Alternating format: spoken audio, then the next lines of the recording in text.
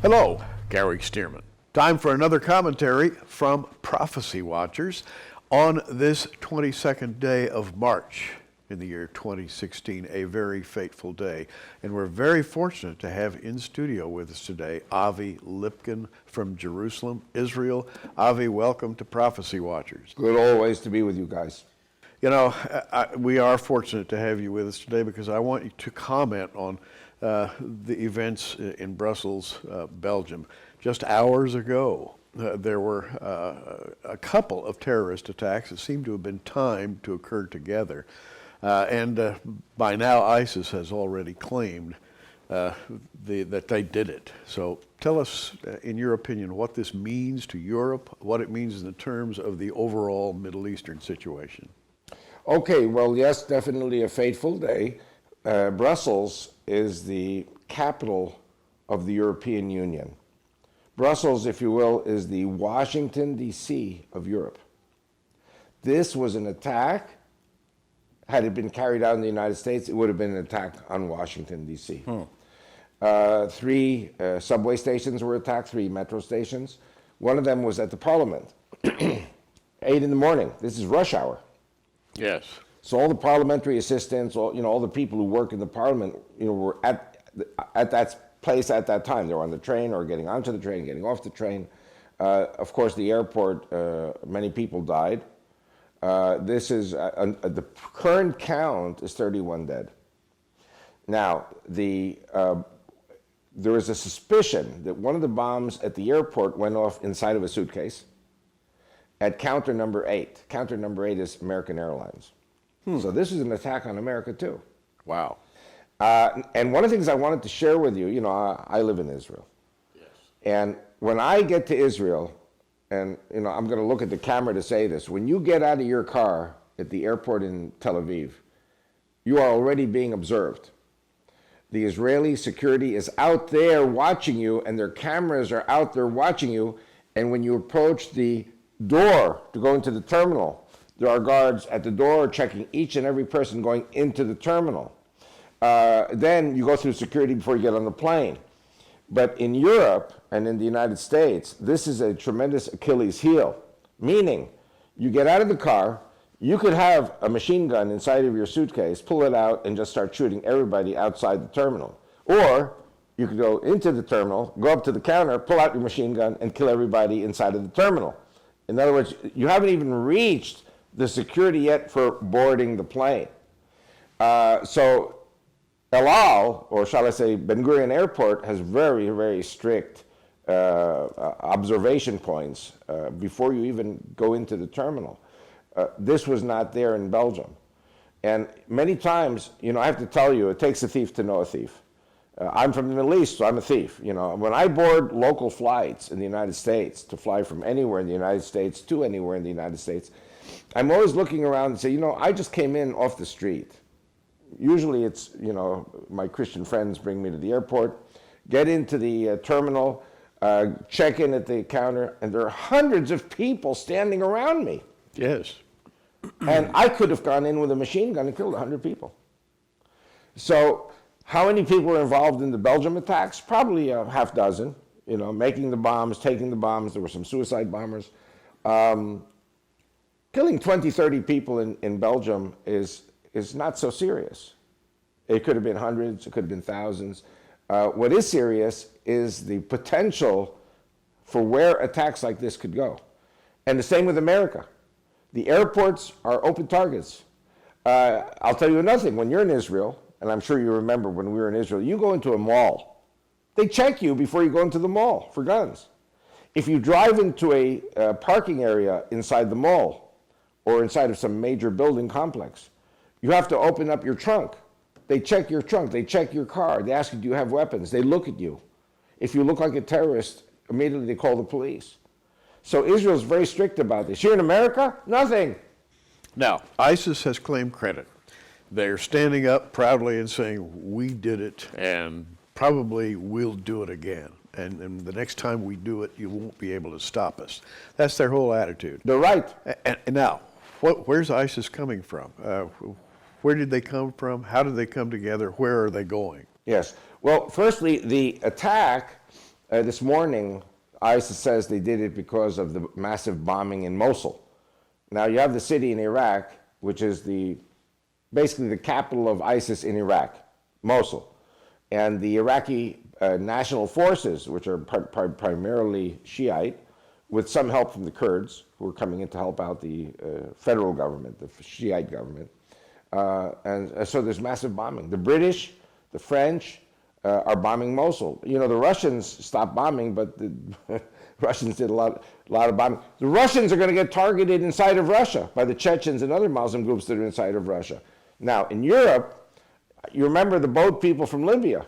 Yes. So the Italian Navy, in a humanitarian gesture, as soon as they leave the 12-mile international limits, the Italian Navy, in a humanitarian gesture, picks up these refugees, takes them to Italy, and they're home. So what does ISIS say?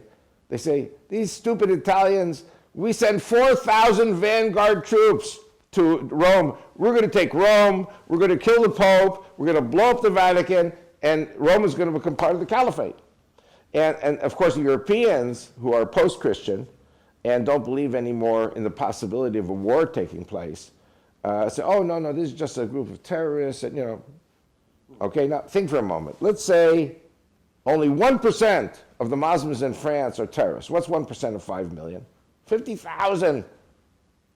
You know what? Let's say it's 99.99% of the Muslims in France are good people, which they're not, but let's say they are. So what's 1% of 50,000? It's 500. 19 terrorists brought down the World Trade Center, hijacked 4 planes. So praise God, the security is up regarding boarding a plane. Yes. Though, I don't know if you know this or not, but a lot of the food suppliers, purveyors of food for the airlines, the maintenance of the planes, these are Muslim people working inside of the planes. So only God knows what they're putting onto the planes. But the easy, soft targets are the subways and, of course, the airport, because they can go and kill anybody they want, and nobody's paying attention. And it's not nice to profile. In America, it's not nice to In profile. Israel, we absolutely profile. That's why we don't have these problems. The first time I went to Israel, a long time ago, decades ago, I was so impressed with El Al because of the way they profile people. They have young men and women who greet you and meet you and talk to you. Where are you going to Israel? What are you going to be doing? Well, I'm a tourist.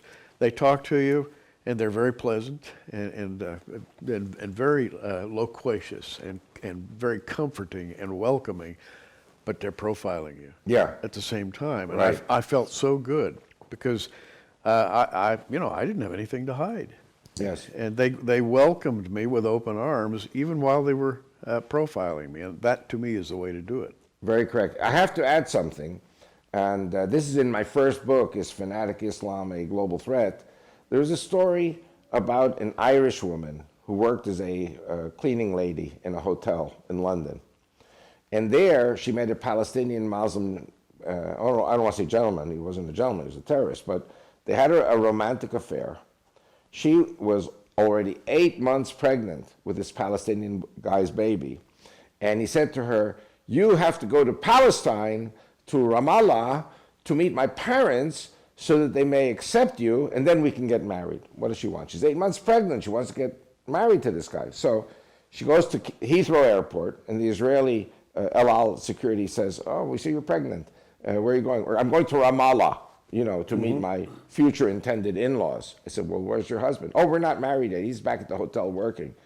And you're going alone. And she's 8 months pregnant. Did he give you anything to take to Israel? That's what they ask you in the profiling questions. Sure. And they found a clock bomb, altitude bomb, set to go off at 20,000 feet. He was going to blow up his bride-to-be, which is maybe not a big deal for him, his own baby. Anything is acceptable to bring down an El Al plane. But the problem is, El Al learned from this. That's why they're so tough with the screening. And they always talk to me about Nizar Hindawi, who almost killed his own wife and everything, his wife-to-be. So America really needs to profile. Yes. Either you profile or you're going to lose people, and then your economy goes down. What do you think in the next 2 or 3 minutes? We're running out of time here, but what do you think is the immediate goal of ISIS? Now, chaos is a naturally occurring answer to that question. But beyond creating chaos, what are they doing? Well, how do you destroy Christianity? You destroy Christianity by chaos. You destroy Christianity by bringing down the world economy. How do you bring down the world economy? You stop people from flying. You cause people to lock themselves up in their homes, to be afraid to go out. People spend less, they travel less. Disney World shuts down. I'm just saying Disney World to anything involving tourism. I understand. And now, of course, in our big program that we're going to do pretty soon, I'm going to talk about how the Saudis are what I call evolutionary, meaning we will take over America through our money and our investments and our oil and our political power, peaceful takeover of America. Mm-hmm. ISIS says, no way, that's wrong. That's collaborating with the enemy. America has to be destroyed. Brussels has to be destroyed. Europe has to be destroyed. Anything Christian has to be destroyed. The king of Saudi Arabia is wrong. He's a collaborator, and he's a traitor and a heretic and an infidel. By working with the Christians, we're going to kill him, we're going to kill the Christians, we're going to kill everybody so that Allah is supreme. You opened a few minutes ago by saying that Brussels is sort of the Washington, D.C. of Europe. Of course, the European Parliament is there. But NATO is there too. And NATO, and I'm thinking to myself as you're talking, if they attacked that Washington, D.C., how long before they attack our Washington, D.C.? It's on the way. They did it already on 9/11 when one of the planes was supposed to, hit the Pentagon. Another plane was supposed to hit the White House or the Capitol building, yes, and then went off to Pennsylvania. And they're here, and they've come in legally. They've come in by plane illegally, and they go to the end of the runway and they're given money and they're bussed over to other states and other areas. They're here already. That's, of course, in addition to the illegals coming across the physical borders of Mexico and Canada. As a Christian, I have to say that these are the battles of the end times, as prophesied in the Bible. And Avi, being a longtime resident of Israel, a Jew himself, a Jew with political aspirations, Avi wants the best for Israel, and he wants the best for the United States of America. And we're sitting here, and I think we're watching prophecy being fulfilled before our very eyes. I really have that feeling. When I did shows with you in 1995, I said they're going to destroy your aircraft, they're going to destroy your buildings, they're going to do all these kind of horrible, terrible things. And it's been happening, with different places in the United States and in Europe. It's been happening. Well, I can only conclude by thanking Avi Lipkin for being with us today. Pray for the peace of Jerusalem. Pray for the peace of the United States of America. Amen. Wow, we're in those times. Blessings to all of you. Stay with us. Keep watching. We are. Thanks for joining us on Prophecy Watchers. You can find us on the web at prophecywatchers.com, where you can sign up for our free email newsletter, or follow us at facebook.com/prophecywatchers. In the meantime, keep watching, everybody, and we'll see you soon.